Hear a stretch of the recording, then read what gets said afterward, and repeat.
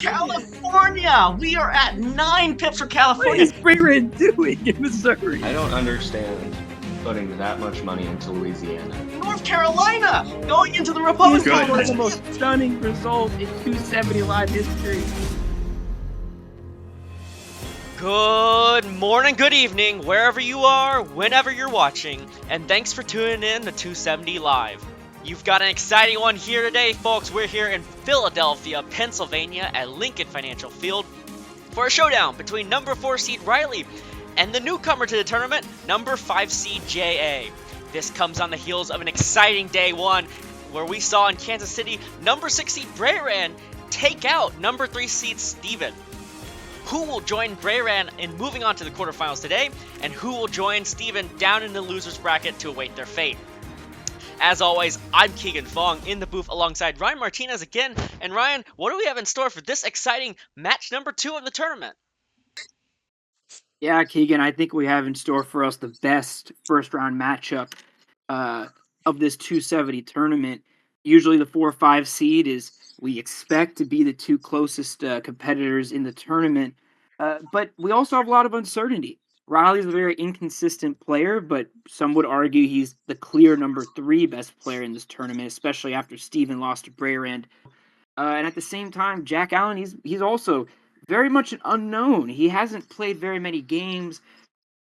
Most of the people who are going to be watching him today have never seen him play before. So it's going to be very interesting seeing what candidate he picks. Is he going to pick a Republican? Is he going to pick a Democrat? I would expect a Republican based off the reports we've been hearing from camp. But, I mean, what do you think he's going to be going with here, Keegan? I would assume he goes Republican, given that Riley is running with the classic Tim Ryan Democrat gameplay. But with these newcomers, we've got a lot of newcomers in this tournament, and they're more than likely to throw a couple wild cards here and there. So is to be determined what Jack's going to pick. But like you mentioned, Jack's a new player to the 270 Live world, as is a host of new lower seeds. This is going to be a real challenge for Riley, especially given what we've seen is, like you mentioned, some inconsistency. It really is going to be interesting to see how he counters whatever strategy Jack Allen picks, whatever candidate he picks. It's going to be a real insight into A, how he can defend against that, and B, how he's going to be able to adapt against a vast array of potential opponents in the future of this tournament. I do admit I have violated a couple broadcasting rules. Jack Allen actually showed up to my rookie camp to learn how to play the game, learn from one of the top 2 seeds myself. So I kind of know maybe what direction he'll be going with here, and he's a very methodical player, I'll put it that way. He is going to take maybe a little longer than the average person. He's going to make sure that his eyes are as efficient as possible. It's going to be tough for Riley. I think he's in for a surprise here, but as we see, we have Tim Ryan versus Trump. What do you see happening here in turn 1, Keegan?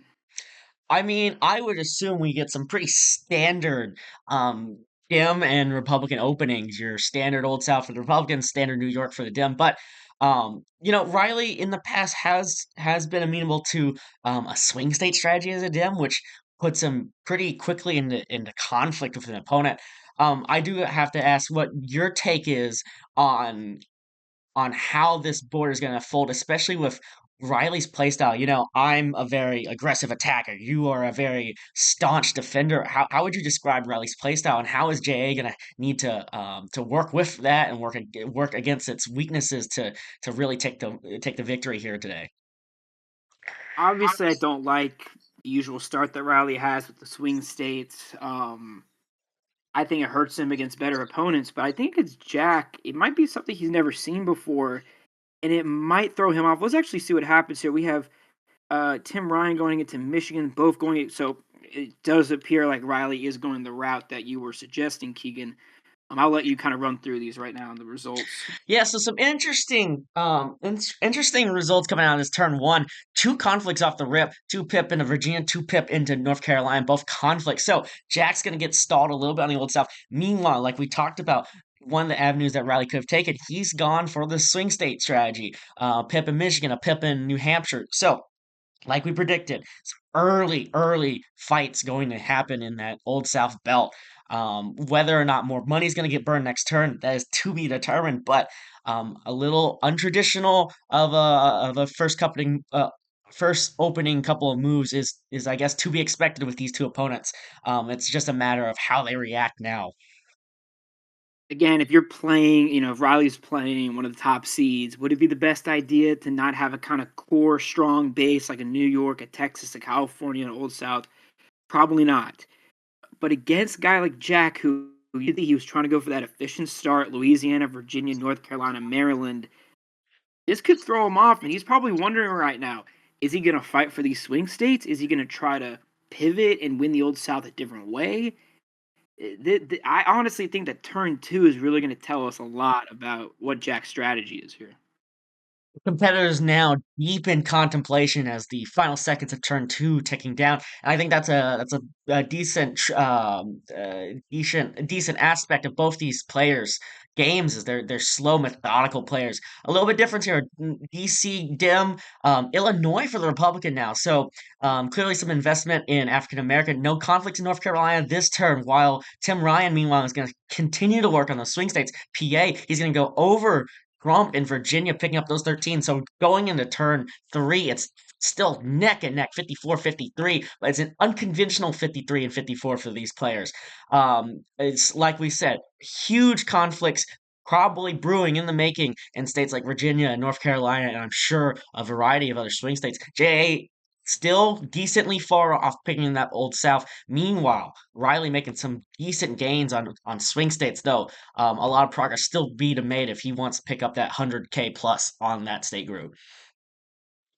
Really kind of trying to decide right now, is JA being methodical and maybe, just planning for the future with the Illinois move, or is that a panic move where he's like, I don't really know what to do. Let me just toss one in Illinois and at least get some electoral votes on the table. This is a difficult matchup. I really think JA in many respects might be a better player, but the matchup, the style clash, it might be favoring Riley here.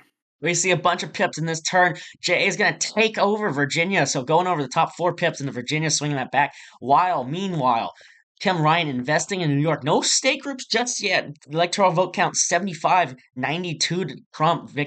Trump in the Republican in the advantage column here. Some work in Georgia and Wisconsin, so a little bit more on the offensive from Jack Allen. Meanwhile, Riley shoring up was going to be presumably a town and gown. Now that's a town and gown path that we typically don't see. It's New York, Utah, BC, and New Hampshire. It's an odd pairing, but that's the avenue that Riley's choosing to go as we see the returns after into the turn four. I mean, we might have a scenario where the Dem gets high tech before town and gown without California, which I think is it is a interesting start. And you see, I mean, Jack is going on the attack. He's seen that Riley's going to be hard on swing states. Well, Riley here takes Virginia, but he's going into Wisconsin. He just went into Michigan. This is going to be a battle for swing states, and you really have to ask, by the time that someone wins the swing states, are there going to be any swing states to even compete over anymore? So Tim Ryan going over the top in Virginia. Meanwhile, a pip for the Republican in Michigan. Like we said, some more battles brewing in these pivotal swing states. Meanwhile, we got new pips in Arizona, Iowa, more progress in Wisconsin. Still no state groups to be had as the closest I can see here is a town and gown from the Democrat. Meanwhile, Old South still not necessarily in the picture just yet for JA. Both sides really haven't honed in on their strength in their core. Jack hasn't taken Old South. Riley hasn't taken Town and Gown, but you can see how they're preparing for those second or third state groups right now. They're both battling over swing states. Riley's preparing for high tech. JA's kind of preparing himself for African American a little bit by going to Arizona and Illinois. The real question is who's going to get the first state group. I really think that first money advantage. Is Riley even in a position to get high tech this turn? I don't know the math here, but he will not have enough to get high tech. High tech is notoriously difficult to get, even with the strength of Pennsylvania and Michigan. That won't be enough as seconds tick off. And a huge buy into Florida from the Dem. Meanwhile, Trump locking up Georgia and Iowa at 3 pip, a pip in Nevada for the Republican. Meanwhile, 3 finally in New York. Trump over the top in Virginia, and that's a Wow. max out steal. 105, Wow. 115 in this turn. So a swing of 26 electoral votes. Old South will go into the Republican column, and so there goes the first state group. It's Old South for Donald Trump.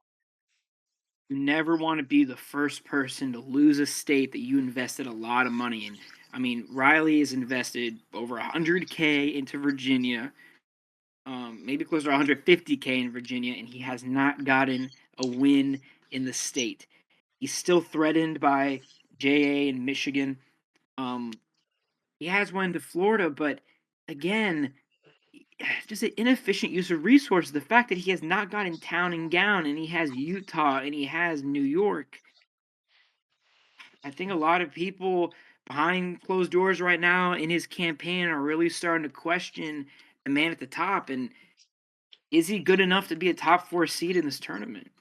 That is yet to be determined as we finish up turn 6. Pips in Alabama for Trump, finishing 3 pips in the Arizona. Riley will get the DC 3 pip, which should be enough for Town and Gown. Over the top in Michigan, Wow. 4 buys in the Trump, so he's going to take that 15 electoral votes, damaging Riley's attempt to take swing states. Some other pips in North Dakota, Nevada, entry for Trump in New Hampshire, Tennessee entering, and Utah is going to be secured with its 3. So a swing of another votes. Trump's actually going to pick up swing states 156-93. Trump in the lead right now by a decent margin. Riley on his back foot. No town and gown just yet for the Democratic camp. He's close to the line, but just barely. I think this is a mistake on the math here. Meanwhile, Trump getting that nice bonus on swing states. He will definitely be using that to progress in states like New Hampshire and Michigan and maybe enter new states that Riley are in, such as PA and Florida.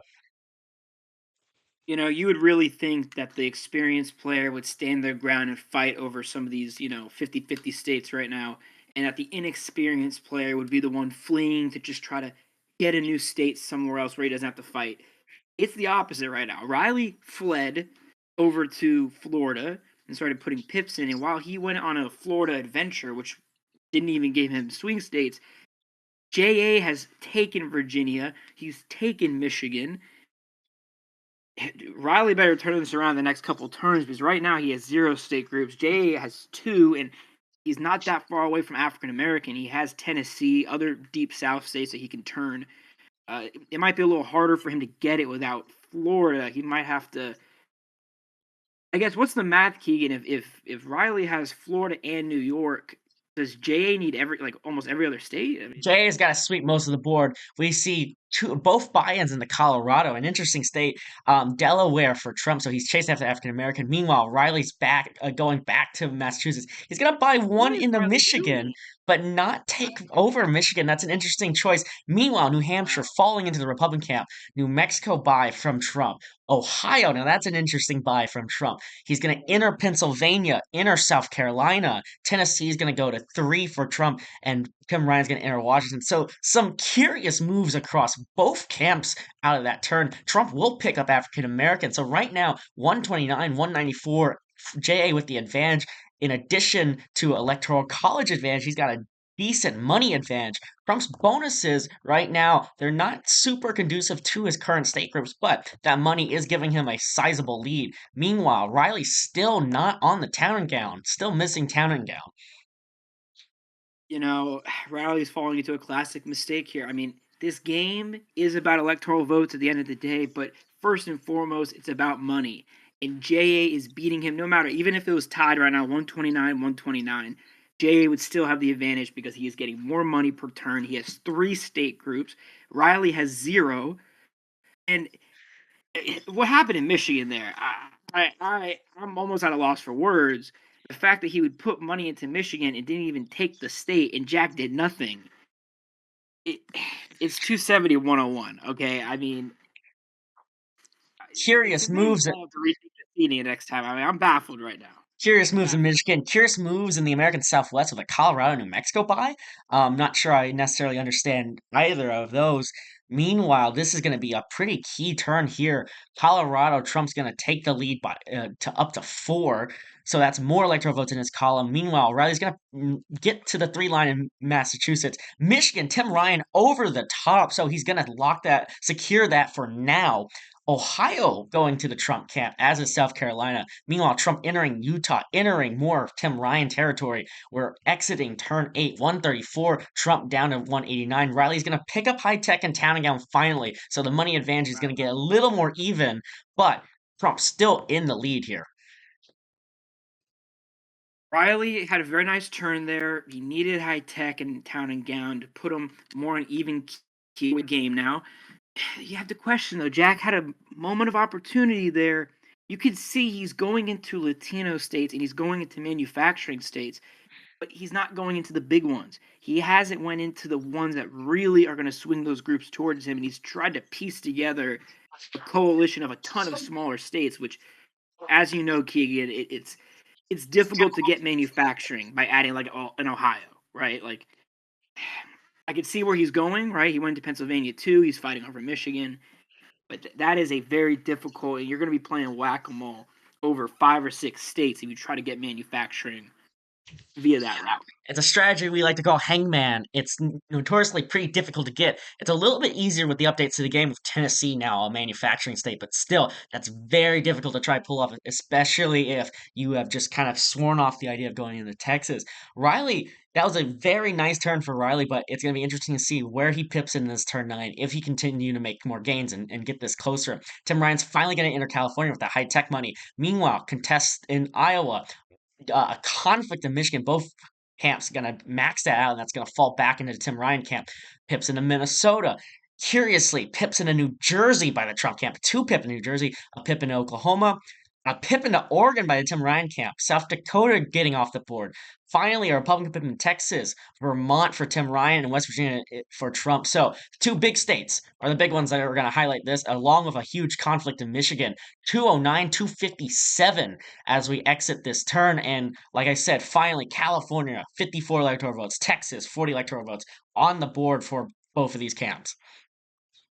I do like Jack does seem to have an inside road onto oil and gas, but the pathway that Jack is trying to take the Latino, I mean, is it even possible to get Latino without Florida, New York, and California?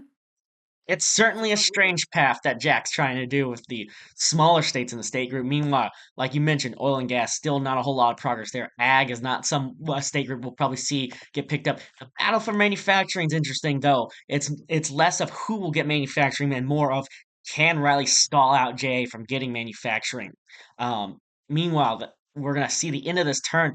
An entry for Tim Ryan in Arizona, a key swing state. Arkansas, 2 pips by Trump. California's going to go to 2 pips. Another conflict in Michigan, just bashing heads that's still going to remain in the Tim Ryan camp as that money gets burned. Minnesota to 3. New Jersey to 3. PA's a big one. Tim Ryan's going to defend by 1. No try into that by JA. And so not a whole lot of movement, just shoring up their defenses here. 209, 263 is going to be the number here. Trump just 7 off that magic number to win the game as we are in turn 11, though there's still a handful of states, white space on the board, and certainly not enough locked out states to trigger ballot just yet. I think given that they're both going to go into Texas and California this turn, almost assuredly, this will probably be another calm turn, but I think turn 12 is when we're going to be seeing, honestly, the turn that may decide this entire game. We're able to look at the state groups real quick, Keegan. Yes, we are. They're still at the same point, but this arithmetic's going to change with Texas and California. And it really raises the question. When Jack was in a good position around turn 7, should he have went into like an Ohio, or should he have went for Texas early and gotten the jump on Tim Ryan? Instead, him and big take in Arizona, a big take in Iowa, some more progress in DC, another max out conflict in Michigan, more money burned in the great state of Michigan. Meanwhile, Trump shoring up that oil and gas, Oregon going to 3 as well. And so the math is going to get a little tighter here with turn 11 finishing 226, 249. Latino Export swing state now in the Tim Ryan camp. Meanwhile, oil and gas and manufacturing going to Trump. So a huge shift in swing states now, as we are in that pivotal turn 12 that you described. And this was the flaw in JA's strategy a little bit, that he was going for New Jersey and spending money in Nevada and New Mexico instead of maybe trying to try to thread in Riley in Florida, or trying to go for a different state group. I think the momentum is starting to change to Riley, but you still have a very close match. They're still getting around the same amount of money, and you still have a lot of states that are currently not taken by either side. And you still have JA is going to be able to get some electoral votes out of manufacturing in Indiana and Kentucky. Riley has some of his state groups, town and gown, that still is open state groups. So, I think Riley's in a slightly stronger position, but I think at this point in the match, an electoral vote lead starts to really matter versus a positional lead, if you get what I'm saying. And like I mentioned before, still a decent amount of white space still on the board. A last to the 3 for Trump.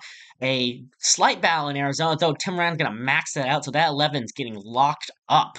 Arkansas at 3. Trump over the top in D.C., so that's a swing of 6 electoral votes. An entry into Florida by the Republican. Idaho, 2 pips in Iowa is very curious for the Dem. Meanwhile, Iowa getting maxed out by Tim Ryan, locking up those 6. Kansas, 2 pip by Tim Ryan. Kentucky is entered by Trump. Louisiana's on the potential battle list here. Meanwhile, more money, more just bashing heads in Michigan. Tim Ryan making slight progress in North Carolina. Nebraska in the Dem column. New Mexico on the attack for Tim Ryan, as is Ohio, his home state of Ohio, and Wisconsin, another swing state that might turn into a bloody bloodbath. 238, 260. Trump still with the slight electoral college vote lead, but it's still not that magic 270 number, as we are increasingly getting those white states off the board. There's now in turn 13 only 7 of them. You gotta wonder if Trump had directed this Michigan money to some other states where he's got pips in, could it have changed this game? I mean, he has put into Michigan, what, 3 or 4 times now? It's been 3 or 4 turns, yes. I understand that strategy if you have a clear money advantage, to pin your opponent who has less money to have to keep spending, right, in Michigan to hold it. But the fact that the money's around the same most turns, it is difficult once you've already went in so many times. You want to keep going, but you might have to pivot away from that. As the seconds tick down on this turn 13, we're deep in the mid game, entering the late game. Let's see where these campaigns are investing. Tim Ryan's going to take the lead in Colorado. That's a 20-point electoral swing. In Florida, a brewing battle, 2 by Trump, 4 by Tim Ryan. Some more shoring up in Kansas and Kentucky. Louisiana's a big one here. Trump's going to defend it up to the max. No move by Tim Ryan to try to take it. Maine, another white state off the board. Michigan, Tim Ryan's going to lock it out. Meanwhile, in Missouri, that's another one off the board. Tim Ryan's electoral vote count's going to keep ticking up. Potential conflict in North Dakota. New Hampshire getting maxed out by Tim Ryan, so that's a swing.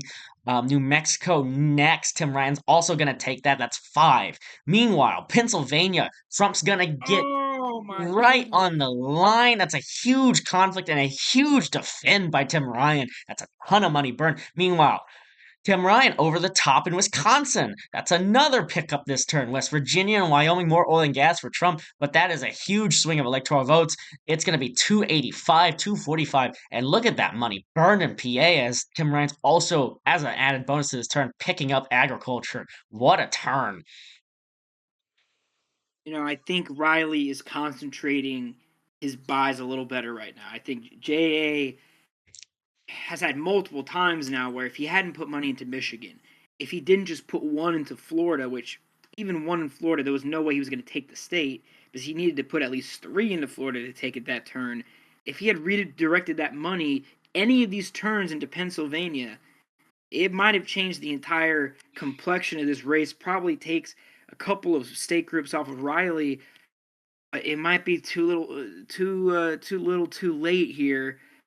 You could see now that I think Trump has more money, but I think it's wasted money in a couple states. But here he goes. Trump over the top in Colorado. So Colorado, real battleground here. DC is going back into the dim column. Delaware, Tim Ryan's entering a huge conflict in Florida. That is so much money burned. Tim Ryan will be so happy to defend that state. He's also entering Maryland, so that's another potential battle. Missouri getting shored up. North Carolina's a huge one, and Tim Ryan's dumping a ton of money in there. That's going to be a massive swing. Trump's going to pick up North Dakota with that oil and gas, so that's going to be a slight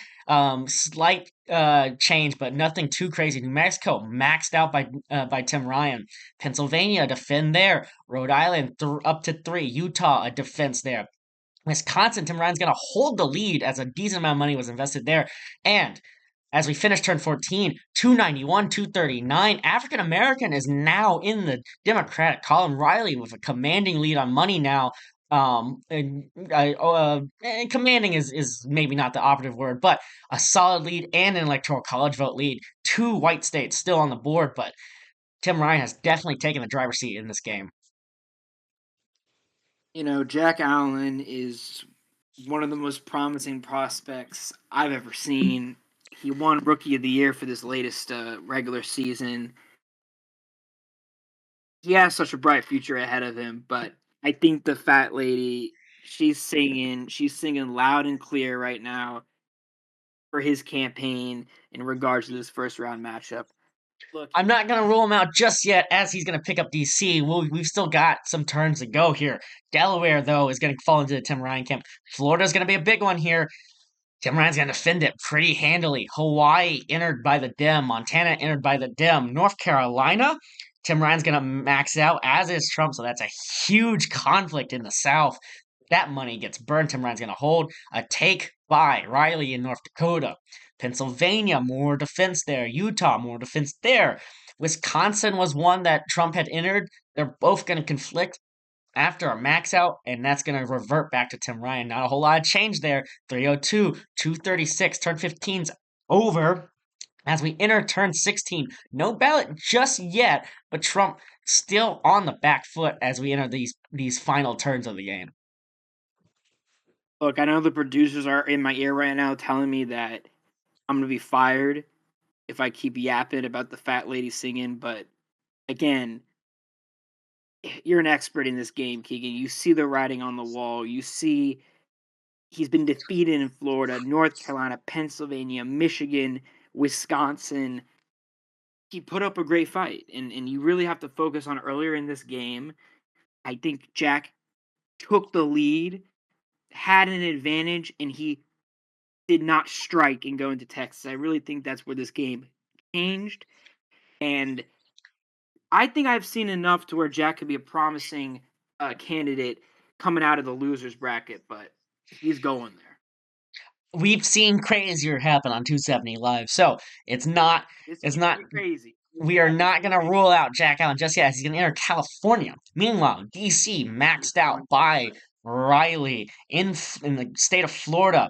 Tim Ryan's going to officially secure its 30 electoral votes. Hawaii's going to 3. Montana's going to 3. In North Carolina, Trump's going to max that out, as is Tim Ryan. Still a huge conflict and still going to remain in the Democratic column. North Dakota, Tim Ryan's going to secure its 3 electoral votes.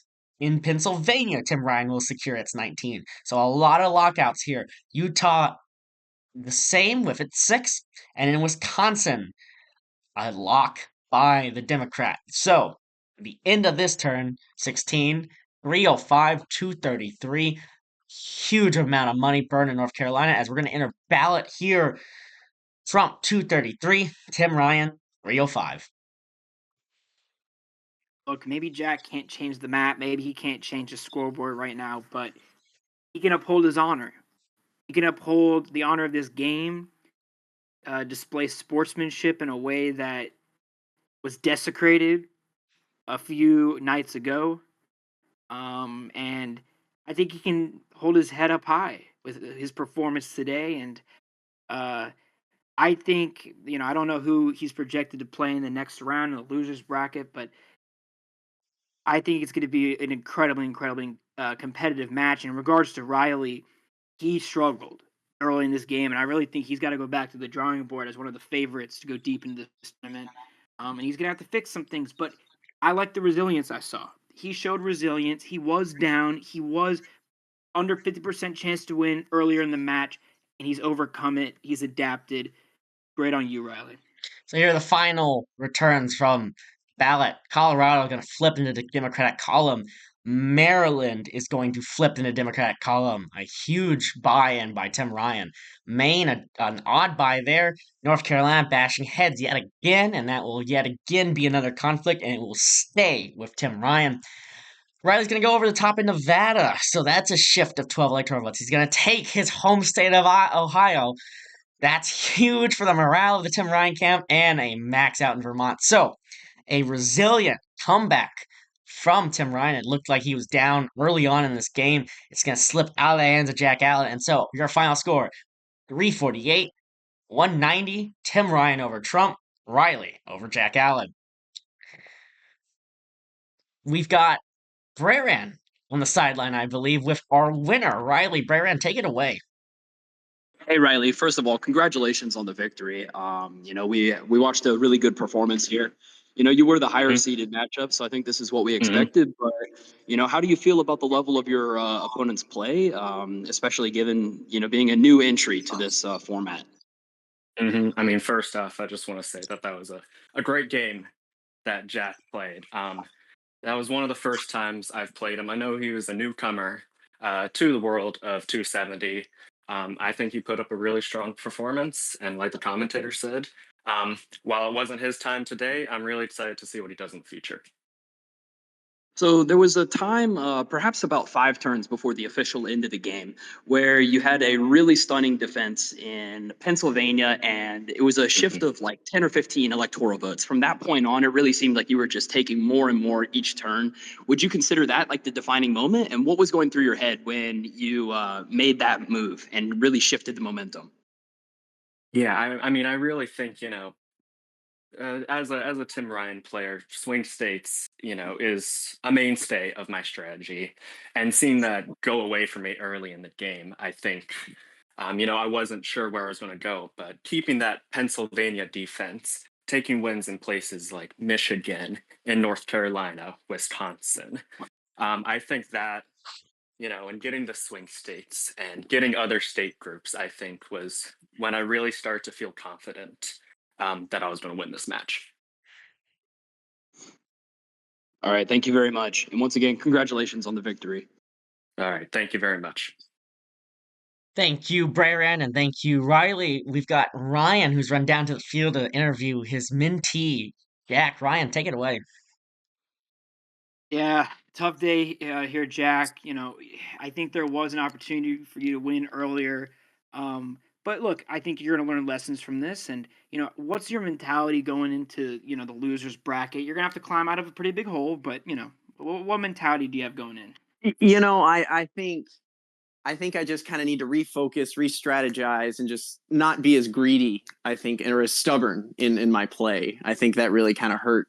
There was, especially with Michigan, just continuing to go for it and wasting so much money trying to go for it. And I think that really suffered, in the long term. It really led to a poor outcome. But certainly, we're just going to have to go back to the drawing board and just kind of see, what were some of the things that we did right, because we weren't, wasn't projected that we would lose the whole time. So we were doing something right, at least at some point. So kind of see what we did right, see what we did wrong, and hopefully learn from those lessons.